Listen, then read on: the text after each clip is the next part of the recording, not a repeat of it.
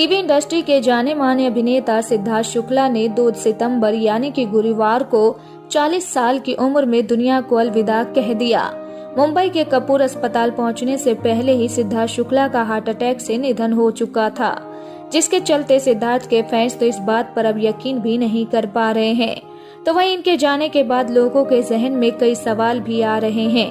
आखिर सिद्धार्थ के इस तरह जाने के बाद उनकी मां और बहनों का ख्याल कौन रखेगा, क्योंकि सिद्धार्थ शुक्ला की फैमिली में उनकी 2 बहनें और उनकी मां है।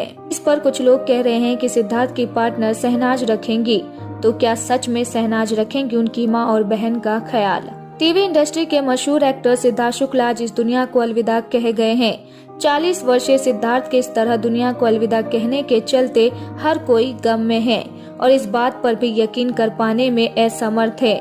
वहीं जहां सिद्धार्थ शुक्ला के जाने से हर तरफ शोक की लहर है, तो लोगों के जहन में उनकी मौत के बाद कई सवाल भी आ रहे हैं। जहां कई लोग सिद्धार्थ और शहनाज की जोड़ी के अधूरे रह जाने के बारे में बोल रहे हैं, तो वहीं कई लोग इनके पिता और इनके जाने के बाद इनकी बहनों और मां की फिक्र में कई सवाल उठा रहे हैं। कुछ लोगों का मानना है कि उनकी मां और बहन का ख्याल अब शहनाज गिल रखेंगी।